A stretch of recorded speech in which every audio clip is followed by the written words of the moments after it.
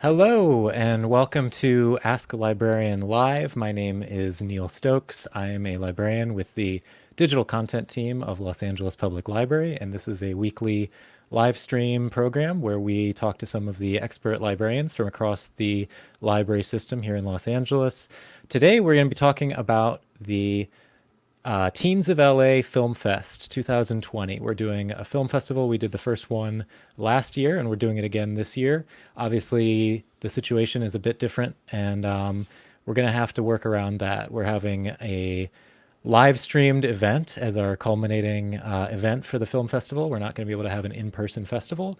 And we're also encouraging our teens who are participating in the festival to engage in socially distant filmmaking. So excuse me, I just want to bring in two other members of the Film Festival committee. Let me say hello to Rachel and to Crystal. Oh, unmute you guys. Hi, guys. How are you doing? Good. Good, Neil. How about you? I'm doing well. I just was wondering if you guys could like briefly introduce yourselves. Obviously, this is a event where we have committee members pulled from different departments and branches and things. Rachel, can you tell us a little bit about, well, tell us about what you normally do and maybe how that's changed a little bit since we've been in the pandemic situation. Sure. So my name is Rachel. I am a librarian in the Art, Music, and Recreation Department at the Los Angeles Public Library Central Library. In my normal life, what I do is I manage collections, I work reference with patrons. My specialty is things like sports and games. So I work a lot with that particular area of the collection. Since the pandemic, my focus has been more on learning. Learning and writing. So I wrote a quiz for our blog on Pantone, accessing some of the books in our digital collections and highlighting what we have in our digital resources. That's sort of the thing that we've been working on, at least in my department, highlighting those digital resources and how they can be accessed from home. And if you're watching this and you have not checked out our blog recently, it is just off the charts. We've got so many librarians with librarians are still busy right now. Everyone's still working, but they do have just a little bit of extra time on their hands to actually contribute to our blog. And we've got so many amazing writers. Thanks again for writing that quiz, Rachel. And you should check it out for sure. What was it? It was on Pantone colors. Which Pantone? Yeah, it's a quiz. Pantone is a color company, and since the last 20 years or so, they've released something called the Color of the Year. That's meant Right. to inspire or reflect the coming year. And it's something that I've always been fascinated by. We have a lot of books on Pantone in the art department, a lot of books on color theory. And I jokingly once told a colleague that I should write a quiz on what Pantone color of the year are you? And she took it very seriously, and hence the birth of this silly little what Pantone color of the year are you? It was a really fun thing to write, and something that I haven't gotten a chance to really do, since so much of my regular work is involved in very physical activities, monitoring the collection, reading the collection, fixing the collection, cleaning the collection, and adding to the collection. So getting a chance to kind of engage with it in a different way, and a little bit outside of my normal purview, since again, I tend to work with sports books primarily. Mm-hmm. So getting a chance to kind of work some of my love of color in there was really fun. That's so cool. Crystal, can you introduce yourself? Sure. I'm the adult librarian at one of our branch libraries, Washington Irving, which is in Mid-City. And mostly what I do is a lot of programming in my regular job and outreach. So we work with local senior centers, and we sort of bring the library to them. We have, social services that come in, and then like food programs, which of course none of that is what we're doing right now. So right now I've mostly been promoting, like Rachel, our digital resources. I've been keeping in contact with some of our outreach partners because some of them are still out there on the streets helping our homeless patrons, which is amazing. So I've been keeping contact with them, and also there's a disaster service worker program. So I've been volunteering a couple times a week for that. And I think a lot of people don't know that maybe the librarians are doing that, but it's one I of the think things we're working on. the top department that's doing it, right? I Yeah, we've remember like the update. 15% of all the requests are coming from the library. So I think Yeah. What were you doing for your disaster something. service worker? So I've been manning the senior meal hotline. Oh, cool. And it's kind of like a call center job where they call into a main number. It's dispatched to us at home, which is nice because I can still stay socially distanced while helping. And then you talk to the seniors, and it's very, some of the aspects of it are similar to what we do at the reference desk when people come in and they need resources, and we connect them to those.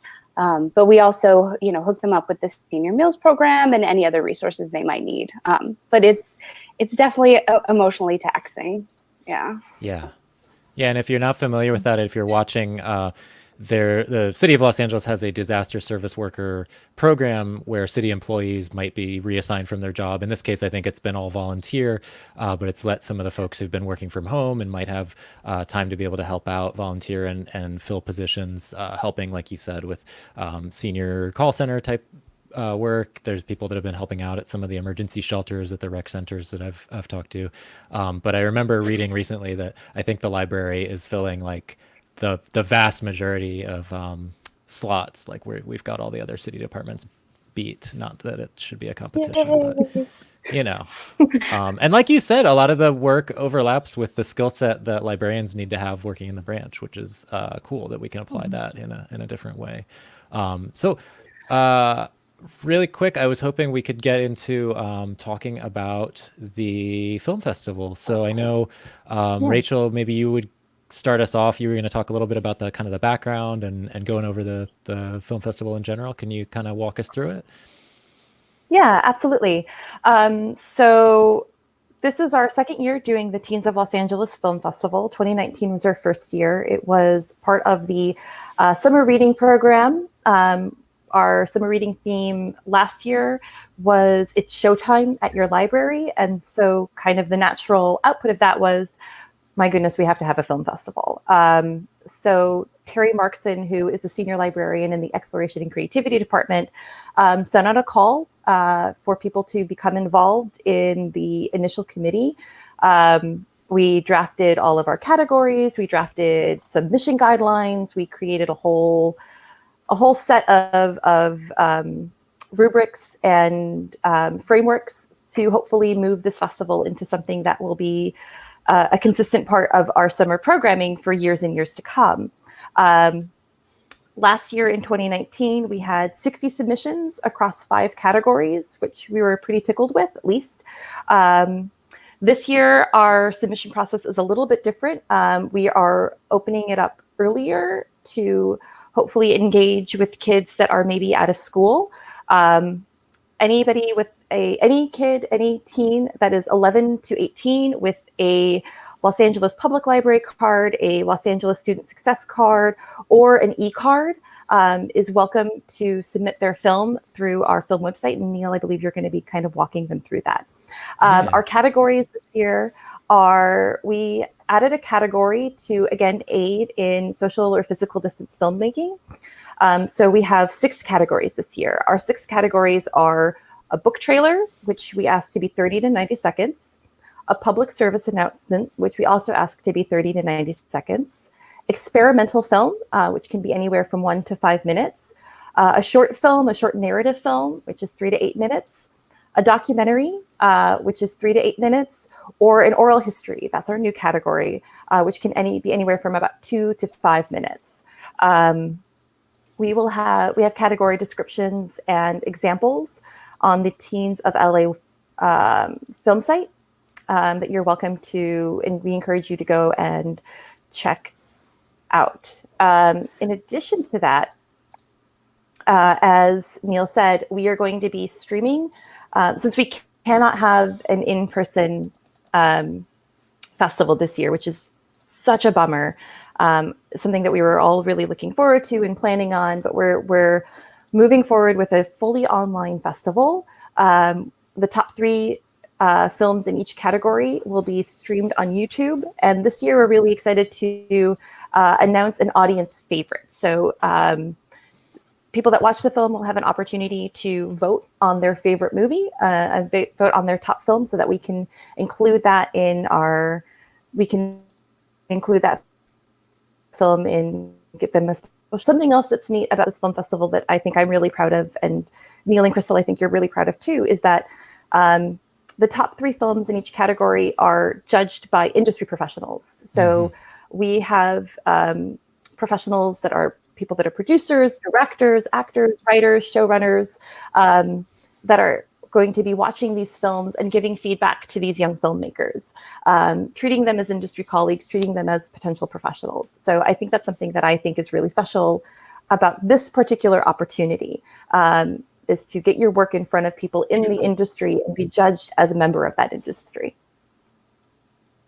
That's so cool. Yeah. Thank you. Yeah, that's Rachel. kind of what I in terms of what we're doing this year, as a slight difference from last year. I know that obviously the big change right now is that, filmmaking is kind of a collaborative process, and right now people can't necessarily get into a group with their friends or classmates to make a film. So you much more often going to be stuck at home. You might not have access to equipment. Obviously, there's ways around that. Not everyone even has a smartphone, but if you do, you can do so much now with just the minimum of technology. And we have some guests coming on later that are hopefully going to give us some tips for effective filmmaking using the minimum basic technology. I know, Crystal, you were going to talk a little bit more specifically about some of the techniques, advice for students who might be making a film in this current situation. Did you want to talk about that a little bit? Yeah. And just building off what Rachel said, all the film festivals are going digital this year. And so I think, it's what they would be doing if, in a professional setting as well. Right. So it is a really great experience. And teaching people to, the word pivot that we're all hearing so much these days. But I do want to stress that last year, some of our very best films were films that either involved, just family members, films that, kids did on their own. I think we might show an origami film later. That was one of our top films, and it was, stop motion animation. You guys want to take a quick look? Sure. Yeah. Let's show it up. It's the film is called Different, and this is one of our this was a book trailer, right? No, I think it was experimental. It was just experimental. Okay, so this was under the experimental category. Okay, let me bring it up here, and I think I should be able to. Let me just make.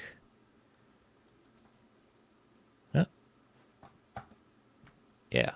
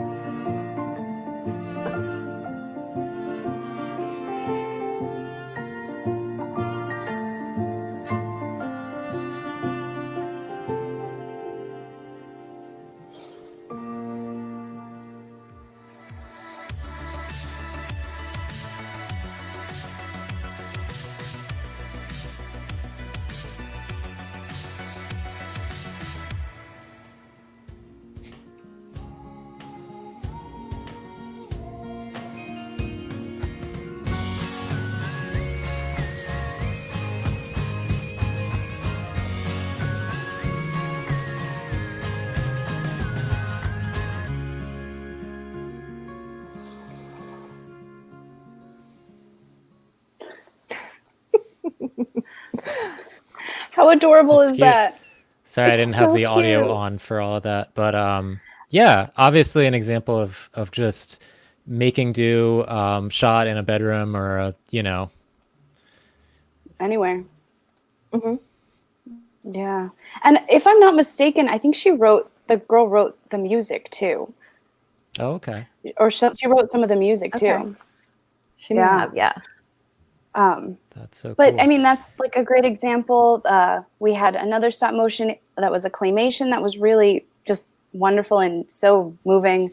Um, some of the book trailers, they only had one or two Hmm. characters in them, and they were excellent. So not not having that whole crew or a huge cast is not in any way a limitation.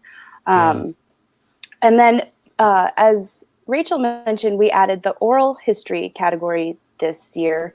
And thinking about families together and maybe multi-generational families that are spending so much time together, what better opportunity to get those, family stories and traditions, histories on camera? Like, when are you going to ever spend that much time with your family again? So I thought, yeah, that's a really great opportunity for kids also. And it's also, I don't know if any librarians are watching, but it's also, great to plug. We have a whole resource list that Danica included in her blog post, and there's a bunch of resources and links on that website that Neil showed you. And you could even, promote like a filmmaking Linda class, or if you're very ambitious, stop motion animation learning circle or something like that. If you're looking for some, virtual programming that you can start right away to sort of plug this. Yeah, and just I've Yeah. got the URL there for our site. So it's lepl.org/teen film festival. If you're looking for it on our current site, which has been adapted a little bit to focus a little bit more on digital resources than things that you can access at home. If you're looking for the Teen Film Fest, you just got to click on this link that says full website. We might actually have a link on the homepage at some point soon. And then under events, it's right here, Teen Film Festival. It's also on the teen section. And on this page, we've got the list of categories and then a button to submit. And under that, we've got a big list of filmmaking resources. So we tried to put together as many ebooks as possible. So these are books that you can check out online. You can read on your phone or on your computer. So just how-to guides, books about animation, books about filmmaking. And then we've also got a list of recommended videos and online classes. And I don't know if everyone knows this, but you actually get a free access to lynda.com, which is a huge online tutorial website. You get access to that with your library card, with any kind of library card for Los Angeles Public Library. So we've put a few suggestions here that'll take you directly to the tutorials, but you can browse through their entire sort of filmmaking focused library. And it's just a huge, well, I mean, I use it all the time. So that's a great resource if you're trying to learn how to do filmmaking, any techniques. They do have some tutorials which are really cool about working specifically with phones and shooting good video. And obviously all our smartphones shoot excellent video now. They Really have some good. limitations, Really good. but you can, there are famous Hollywood directors who've shot movies on smartphones, and commercials have been shot on Yeah. smartphones. So it's definitely, it really comes down to, your ability as a storyteller, and it almost levels the playing field in some ways. I know not everyone has access to the same technology, but it makes the focus a little bit more on storytelling and telling an effective story rather than, who has access to the best gear or, Yeah. so I don't know. Absolutely. Yeah, go ahead. Well, I was going to say, and now anybody in LA County can get a free ECard, and you can access all of these resources with your ECard. So you don't even have to go into your local library to get a card or fill out an application or anything like that. You can access these practically pretty much immediately once you fill out your ECard application, and then you have access to lynda.com, all of our e-media resources like Overdrive and Hoopla. Or heck, if you want to watch some films and be inspired, we have like Canopy. Those are some of the options that you can kind of look at and gather your inspiration and then create. Yeah. And it's all free, which is pretty dope. Yeah, for sure. And if you didn't know, let me show you the screen real quick. This is how you get an e-card. If you don't have a library card, if you're an LAUSD student, you should have a student success card. That's another thing. But here on the homepage, if you go to lapl.org, you just click on ECard registration if you don't have a library card, and you can sign up immediately for an e-card that'll give you access to all this stuff that we're talking about. So everyone should be able to get access to these resources to learn filmmaking, to learn about storytelling, all of that sort of thing. And we do have some special guests that I want to bring in a couple minutes. But really quickly, I just wanted to show on our website a little bit of what the process is going to look like when you submit a film to our festival, because we're using a different platform this year. So let me just do a quick demo and bring up the Teen Film Fest site. One thing we want everyone to make sure to do if you're submitting to the film festival is you do have to have a parent or a guardian if you're under 18 fill out a release for you. And that's going to be automatic if you click on the submission button here. It's going to take you, before it takes you to the submission site, it's going to take you to a survey that's basically serves the purpose of that release. So it's just going to ask you for some information. If you're under 18, it'll ask you if you're under 18 or over 18. The festival is open to 18-year-olds, correct, Rachel? Yes. Yeah. Yes, it is. So you could, in theory, be 18 and you wouldn't have to have a parent or guardian fill this out. But if you're under 18, you do. And you'll basically just be walked through that process. And then when you're done with that, you'll be taken to this site called Film Freeway. And so we're using this. This is a new platform we're using this year. This is a very common platform for film fests of all levels. So big international festivals use this for submissions. And we decided to use it for one reason is that it's what, if you're a young filmmaker and you're creating a film, you can sign up on this platform and then submit to multiple festivals. And it's just something that it might be cool to get used to using if you're hoping to move on as a filmmaker and continue submitting to festivals. You can find other festivals on here that might be accepting submissions that you meet the criteria for. So basically what you're going to have to do once you're on Film Freeway, you're going to have to sign up for an account and then you submit to the festival. And our festival is going to open on May 18th. So basically what you're going to do, that link will take you to our festival site on Film Freeway. You're going to click sign up here. You can sign up with Facebook or Google. I guess we don't really have a preference. I like to sign up for stuff just with my email. So you'll fill out that. It'll take you to a page where you fill in some additional information. And then you can upload your film. And then once that film's uploaded, you could actually submit it to multiple festivals. But once our festival is open, it's going to be filmfreeway.com/LAPL Teen Film Fest. Again, it'll link from our site. So, but I'll just put it up here. Let me see. That's going to be the direct link on Film Freeway to our submission. But make sure if you are a filmmaker and submitting that you do first get a parent or guardian to fill out the release survey, and then you'll be taken automatically to Film Freeway.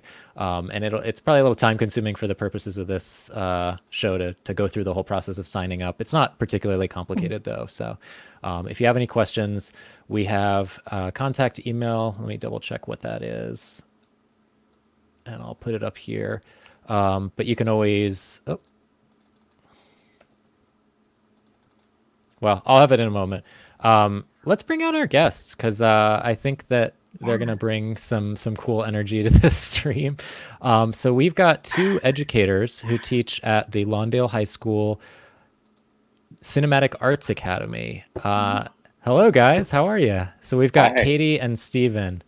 Do you guys want to introduce yourselves briefly? Katie, can you tell us who you are and what you do? Yes. So I'm Katie, and I teach with Steven at Lawndale High School. We're in the Academy of Cinematic Arts, and I teach English, and I also teach cinematic storytelling, which is the intro class to the classes that Steven teaches.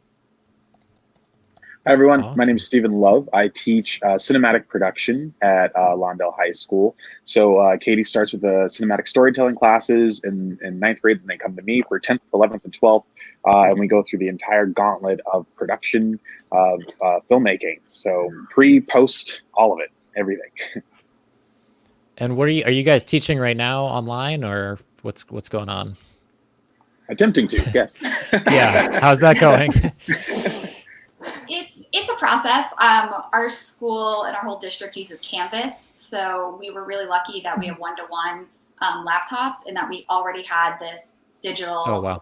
learning platform. So I would say the transition for us was a little bit easier than some other districts, but only a third of the teachers were maybe using Canvas regularly. So Steve and I definitely had like a steep learning curve of like, now you have to figure this out and rework an in-person class. So it, especially like a technical class or an elective class, rework it so it works on a, home computer-based platform is a little bit different. Exactly. Yeah, for sure. So you guys are just also learning about our film festival. Obviously you weren't super familiar before this. What do you guys think? What would you say about, to one of your students, if they were going to, maybe submit a film to something like this? What would you say to them? First of all, Different was adorable. I thought that was the cutest little short film. I think this is a great opportunity, and especially right now, to get some emotion out and to explore some sides of yourself that you might not have always, been able to explore with people being around. So I think this is a great time to do a film. Well, and I like too that there's a lot of different access points with the 6 different categories that you guys are judging on. It can really vary from, a family history to something that's animated or something that's like, a practice and light in your backyard, or a story that you've been wanting to tell, but you never really made the time for. So I think that, again, this is the perfect time to be doing that. And there's a lot of flexibility within the categories. Yeah. I'm curious, Katie, since your focus is so much, and you come from an English literature background, correct? So your focus is on storytelling, and that's such an interesting that's sort of like this foundation for how you teach filmmaking at your school. Can you tell us a little bit more about kind of, I don't know, generally like the importance of story as it applies to films? Yeah. There's like so much history. I know it's a broad question, but No, it's a good question. So originally, when our academy started, we were very technically based, but what we realized is we wanted students to have something. We not only want something to look good, but we also wanted it to represent and say something about the students and their experience, because who really cares if it looks good if it doesn't really have any meaning? So we realized we had to dial back and think about how can we communicate and how can you communicate your truth and your story. And so that's why we put in the cinematic storytelling class to sort of add this extra layer of story development, drafting, revision, collaboration. I'm teaching them about the hero's journey and the virgin's journey right now. And so it's fun for students to be able to dissect texts, whether they're books or music videos or films or animations, TV shows, even video games, music, everything, just to kind of see how story goes into it and how there's a lot more intention that we maybe realize at first glance. That's so cool. Yeah. I mean, I think what's interesting to me is this idea that, the technology, and again, not everyone has access to even a smartphone, so I don't want to assume, but if you do, a lot of people do. And I feel like there's been this great leveling where so many people have access to equipment where they can make the most professional looking stuff if they're using it correctly. But what often is missing is that like story element. I see, you see things on YouTube all the time, wedding videos and things where it's like, the cinematography is beautiful. They have the best camera. Maybe it's a pretty boring video. And I think that that's something that when maybe you're locked at home and you don't have access to stuff, but you have a phone, what you can do is tell a very good story. And it kind of doesn't matter, you can still do that with minimal technology. I was wondering if you guys had any like thoughts or advice for people that are using that bare minimum, that just have a phone, that just have a basic camera, something like that. What would you say to them? Well, that's something, well, piggybacking off of what Katie was saying, story is the foundation for filmmaking. And something that we did in our academy is that everything has meaning, right? So encompassing your visual language in the film, right? Like, what does that mean? Like, what does that shot mean? What does that close-up mean? What does that costume mean? So everything from colors to the angles that you're using, to the movement that you're using, it should all mean something and complement the story that you're trying to tell. So I would say something to the students or the teams that are going to be making films in your film festival. Definitely pay attention to your camera distance and your angles and your movements and what's in that foreground, middle ground, background, and how does that tell a better story. Even paying attention to the costumes that you're wearing. The costumes. But how does that all fit into what you're trying to convey to the audience? Mm-hmm. But don't let that be limiting, because I think sometimes oh, well, I don't have a camera, or I don't understand how to do a frame or a shot, or I'm not very good with audio. Just start shooting things. You really have to practice. If you're not experimenting, you're not learning. And Exactly. I'm not saying that you can't learn in other ways, but you don't get good at filmmaking or storytelling or writing or performing, even speaking on videos like this. You don't get good unless you practice and do it and challenge yourself. And so I think half of it is just taking the initiative to take it from that idea into a tangible product, whatever that product may be. It can just be, that Get you have a video on your phone, but like you're psyched about because this 1 second, it has really beautiful color, or you wrote a really great sentence that you're excited about. And don't even think it always has to be visual. I know this is for the film festival, but you can start with scripts, or you can start with writing letters to people that you love, telling them, the moment when you first met them that you remember, or things that they did that really stood out to you. And that's a story in itself too. So don't feel like it just has to be digital or technical. Oh, building off of that, one of the films we had last year that made it to the finals was like a poem someone had written to their first love. And that was the only audio playing over the images, and it was really beautiful. Yeah, I forget the title. Maybe creative. You remember that, Rachel, but it was something. But it was the words and the images, and it didn't have to be synced sound and lots of dialogue. It was I know, Crystal, you have to jump off, or do we have to say goodbye to Crystal? Yeah. Okay, thanks so much for joining us today, Crystal. Thank you. Have a good afternoon. This was great. Thanks. Thanks, Crystal. Bye. I do have Yeah, go ahead. If I may. So one of the things that we're trying to emphasize this year is responsible physical distancing in filmmaking. And I know that, do you have any recommendations for how kids can kind of engage with that in a socially responsible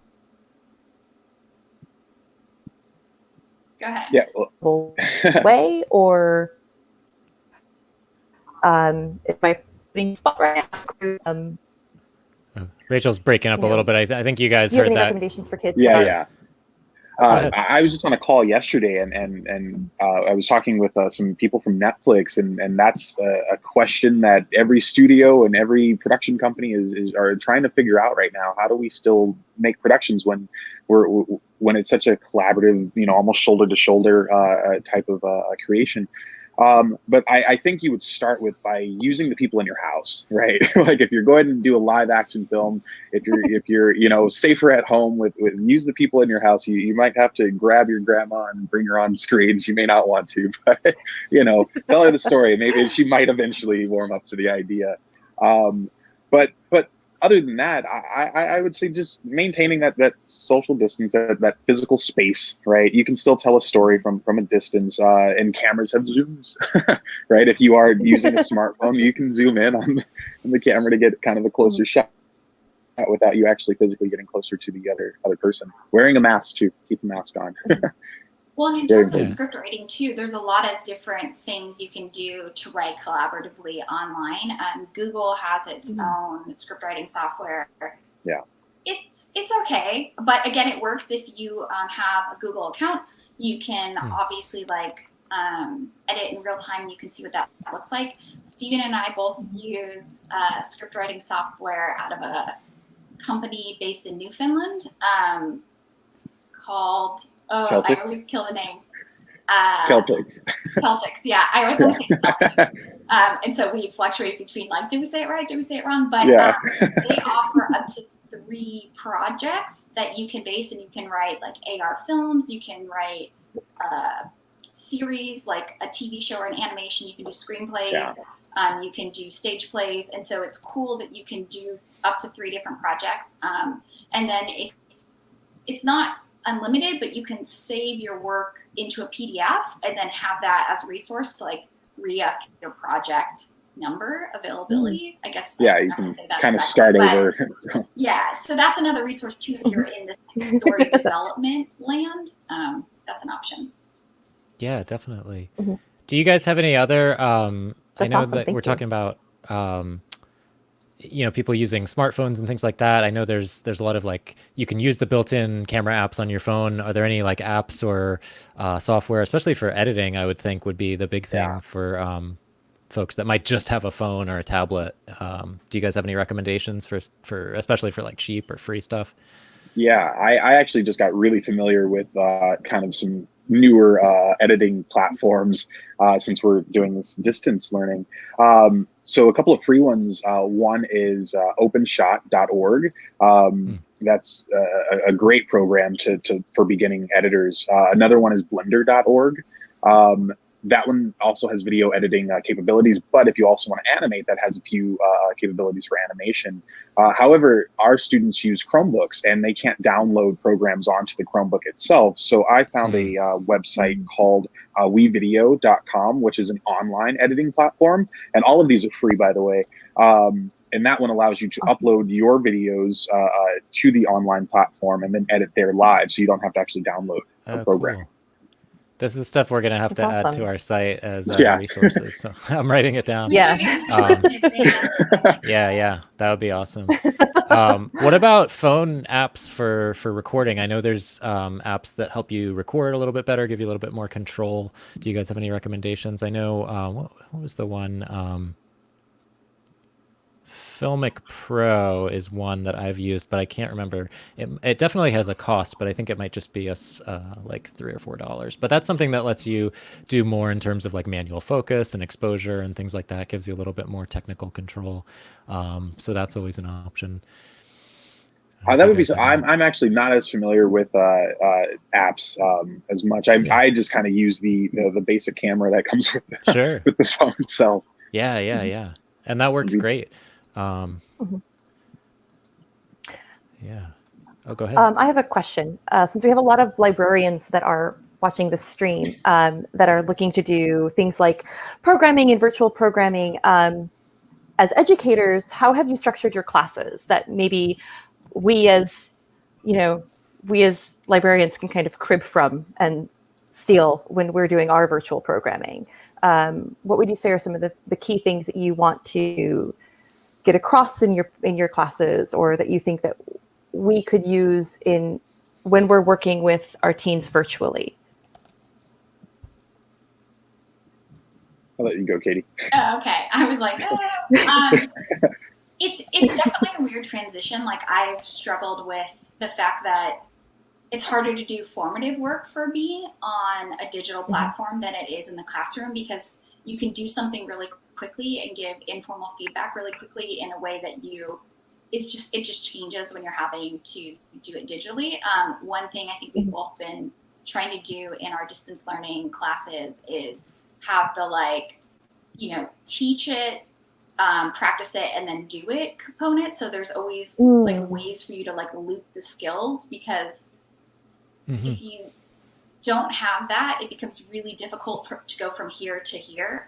Another thing that we really like, or I really like, is making things audio and visual, so students can access it and see it in a different way, because it's really hard to look at screens all day, and it's really hard to look at text on screens all day. So how do you break that up? And there's a lot of great resources. I really love Edpuzzles. You can take a video and intersect it with questions, and you can take it into a quiz or kind of like a practice type of activity. I also really like Flipgrid if you're trying to do something that's a little bit more social.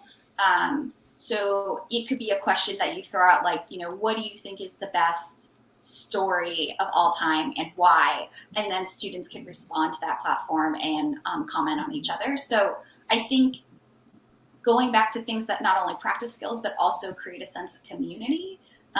Easier said than done. Steve and I have both had to do a lot of trial and error in terms of like what works, what doesn't work, what do students respond to, what do they not respond to, and even just like formatting your lessons on a digital platform is so different. How do we chunk it, like, or break it up? You know, how much leeway or not leeway, but like how much time do we give for assignments? Because people have different home lives and people have different, you know, learning experiences. Some people are waking up late and doing their homework into the early morning hours. You know, everything's different. So yeah, I completely agree. Great. I know, you know, we touched on this idea of storytelling kind of as foundational earlier. I was wondering, you know, we've got a little bit of time. I was wondering if, Katie, you could like dive into that a little bit. Like, what would you tell a student or a teen who's making a film, who has an idea for a film? How do they apply that kind of universal framework of storytelling to it? How do they take an idea or an event and kind of like turn it into a story that's compelling? And the first thing I do with my classes, and the first thing I'm just like obsessed with the art of observation and what it means when you really notice things. So I tell students that a lot of stuff just comes from what you see in the world. Maybe you get a story idea from something you overheard, or something you saw, or something that's a story from your family. So I kind of always recommend that as a starting point, because you can always take something and develop it in a certain direction. Another thing I recommend is you can flip stuff. So say we all love, like, you know, space movies and things that are interdimensional, but then why do we not think about that in like the situation we're in now? We're essentially all on spaceships in our own little worlds, kind of experimenting and seeing what that's like. And so I think, you know, you take a situation and you flip it is another strategy that could be done. In terms of structure, most people are familiar with Joseph Campbell's The Hero's Journey. He wrote a book called A Hero with a Thousand Faces. I think that's the exact title. I might be wrong. And he usually has a protagonist who goes through, you know, meets a mentor, goes through some tests and obstacles to seize the reward, whatever that may be, almost loses it, and then like comes back. The other structure I'm really obsessed with, and Stephen likes too, is The Virgin's Journey, which we both became familiar with from Kim Hudson's book called The Virgin's Promise. And it's essentially focusing on creative, spiritual awakenings where the protagonist, the virgin, realizes her dream. Now, this is not gender specific, so the virgin can be, you know, an animal, it can be female, male identifying, you know, a queer person, it doesn't really matter.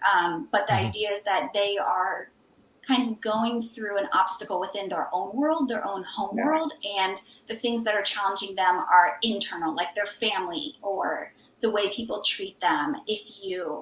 And they have to kind of get over that. But when they realize their dream and they're true to themselves, then ultimately they change the community that they live in. And I think that that's like a really cool, powerful structure. Some films that kind of fall into that. Yeah, Kung Fu Panda, Song of the Sea, Mulan, Brave, Legally Blonde, Lady Bird.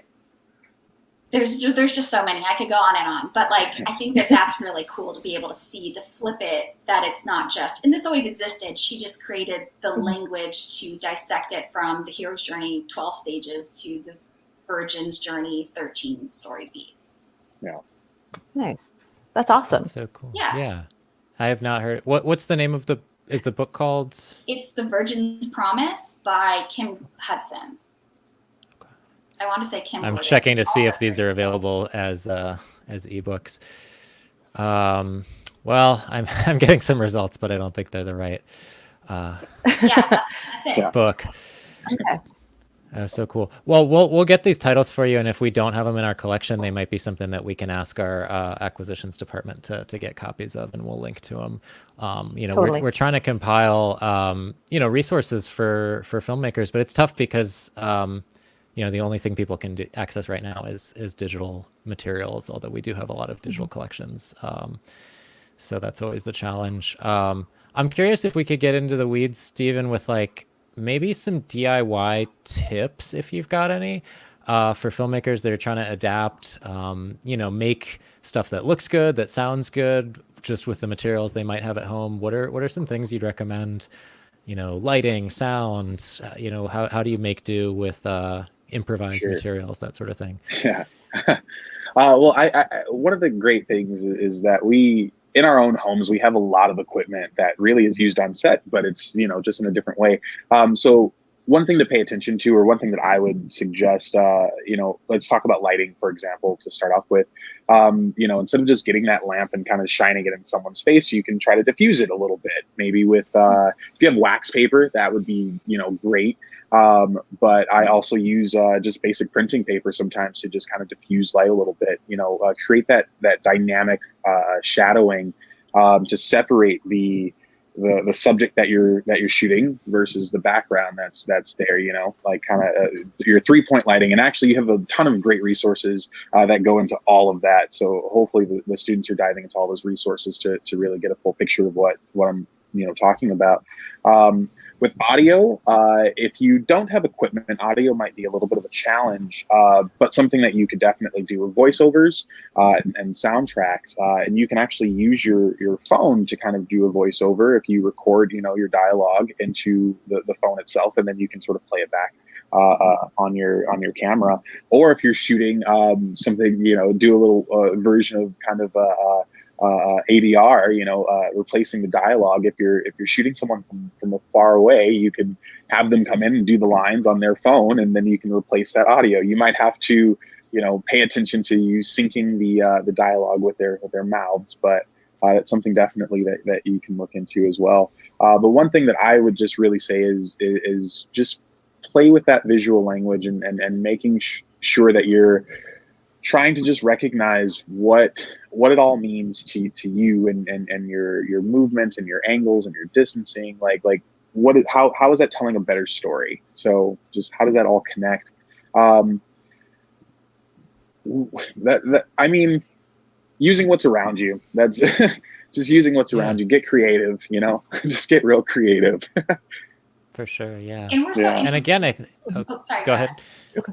Yeah, I was just going to say, one thing we are trying to emphasize that we have documentary and oral history categories as part of the film festival. And I mean, I think one of the things people struggle with like documentaries often is like, what's interesting for me to make this about? Like, I don't have anything going on, but like everyone's living through a really interesting dynamic situation right now, even just being stuck at home with their family, that there's a story there, documenting what's going on in the world, talking to your family, perhaps that you're sheltering in place with. Such a great opportunity to like tell those stories, true life stories. So. Yeah. A good resource for coming up with oral storytelling questions, if you're not familiar, StoryCorps has a list of like their top questions that they recommend families ask each other to kind of generate discussion. And these are archived in that you can listen to all the different versions of the stories between, it could be family members or mentors or siblings, coaches, friends, lots of different couplings of people, but they also have taken some and made them into animation. So that is a resource if you're like, I don't know what to ask, like I'm not certain. Another thing I was thinking in terms of Stephen, this is something that we're also adjusting with. We're used to having equipment and film labs, and so the fact that we don't have those right now changes how we're having to think about what we can actually use. So if anybody has great ideas, I know a lot of you do, please share them with us too. Yeah. But one thing I would just recommend too in terms of filming, like practice. It's not going to be amazing the first time you do something. So if you don't know your lines and you're really worried about audio recording, like make sure you know what they actually are before you're trying to film, or write them on a wall, or have somebody kind of cue you offset, like that's off screen, like that's totally something that you can do, and you don't have to feel like it's cheating. Also feel free to stop stuff. You don't have to do it all at once. So breaking things down into smaller parts is always just a strategy that anybody can use, whether it's for writing or filming, performing, speaking. Yeah.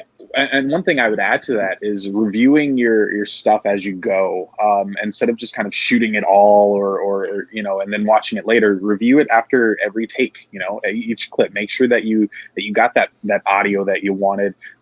Make sure whoever you're using is speaking clearly, and projecting their voice so the camera can pick it up if you don't have proper audio equipment. Just reviewing each clip every time. Like, make sure that you've got what you wanted from that before you move on. That's great advice. I was just going to share, we're not getting a lot of questions in the chat, but there's some comments. Felipe on Facebook says, great topic, everyone. My family and I are currently using our phones to film a stop motion movie for my daughter's school project. Cool. Very cool. Matthew on Facebook, I used to do a lot of VFX for TV and film and have used Blender many times. It is really great. And then Ernesto is asking just if we're going to put the some of these apps up, and I'll respond to him, but we are going to put these up on our site for the film festival, so we'll get these links and things from you guys after this. So check, there it is. There's the URL for the film festival if you want to enter, but we'll also have a resource list, and we'll add some of the apps and things that we're talking about. Hopefully we'll get those book titles too up there. So yeah, go ahead. I just want to add really quick. In addition to the Teens of LA Film Festival, if you're doing information on or doing oral histories or documentaries on the pandemic, LAPL, we have that LA at Home archive that we're collecting stuff for. So we're actively collecting things like diary entries, blog posts, oral histories, things like that, so that we have a living history of this time. So, if you're doing that, also consider submitting to this, because this could be really valuable information that people are going to be using as primary resources or primary sources 10, 15, 100 years from now, that when we look back on this singular moment in history, that you could be providing incredibly valuable information to future generations. So that's something else to be thinking about. Not only, can you be glamorous and submit stuff to the Teens of LA Film Festival, you can be a historian and submit to our Safer at Home archive. That's awesome. Yeah. And I put the URL for the archive there. I don't think they're accepting video files yet through that form, but there is a contact email if you have videos that you want to submit. I believe they're trying to figure something out for that. It just won't go through the interface, but you can email the team. That's our special collections team that's working on the Safer at Home archive. And apparently they're already getting some really amazing submissions, photographs, writing, stuff like that. So that's really cool to see. I was just curious if you guys, we're not getting a ton of questions in the chat or anything, but I was curious if you guys had any other thoughts, any advice to young filmmakers, any other stuff you might want to share. The final thing that I would sort of say, and this is something I tell my students all the time, make sure that whatever story you're telling, that it means something to you, right? Like it should be personal to you, because I believe that's the best way for you to put your heart into the story and kind of strive through it, because there are definitely going to be challenges. There's challenges when we're not in a pandemic, so we're definitely going to have a few more now that we're all at home and filming, kind of in our little clusters there. But just make sure that the story means something to you, and it will mean something to us watching it if you feel it. So, yeah, I really like that idea, Stephen. I don't know what I would say. I think my thing is just to make stuff. It's so easy to say, oh, I should have done this, but you have to try. You have to put something out there. So even if it's a small project, even if it's not video based or writing based, just make things and kind of document them, because again, we're in a special, weird, strange times, and there's something to think about, kind of how the projects and the things that we're making reflect our state of mind, and also kind of how we're processing and reflecting on the changes in our world, how we're adapting as things are adapting. Yeah. That's a really nice thought. Thank you. I guess we might end there, wrap up a few minutes early. I want to thank our guests for joining us on short notice. I really appreciate it. That was some amazing advice. We're going to try and share some of the resources that you mentioned. I just want to, again, point out the URL for the festival is lipl.org/teen film festival. We've got information about how to submit your film. The submissions, I believe, start Monday, right? Yeah, the 18th. So you can submit your film starting Monday. Obviously, you could start working on it today or this weekend if you already haven't. Now. And yeah, we would love to see some really awesome submissions. We definitely had some last year. The in-person festival, I wasn't there. Rachel was there. I know it was a really fun event. I know the people who participated and showed up, and even those who didn't win were just really excited to be there and show their films and be part of this. So I'm hoping that we can recreate the spirit of that event with a live streamed event in the future. And yeah, we're just really excited to see the creativity and the talent that's coming in. We know it'll be really amazing. I do want to really quickly just plug some things on our website. Bear with me. Let me bring up our homepage again.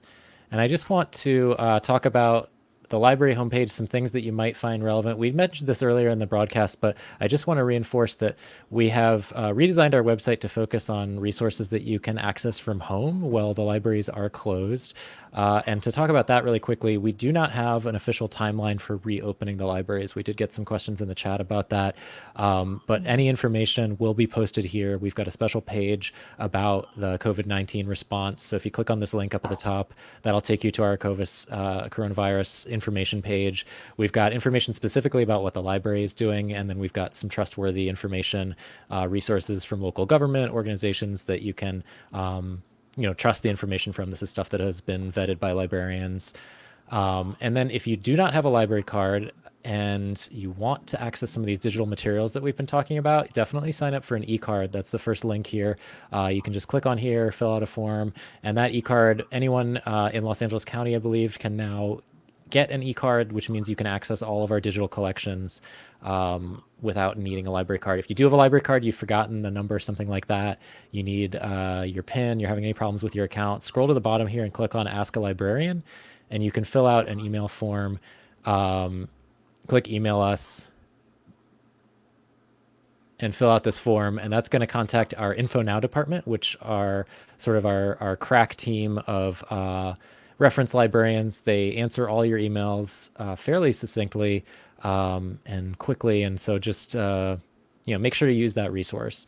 And I want to thank you for tuning in to Ask a Librarian, and that's it for today. And we hope you had a good time, and we hope you submit to the Teens of LA Film Festival. Have a great one.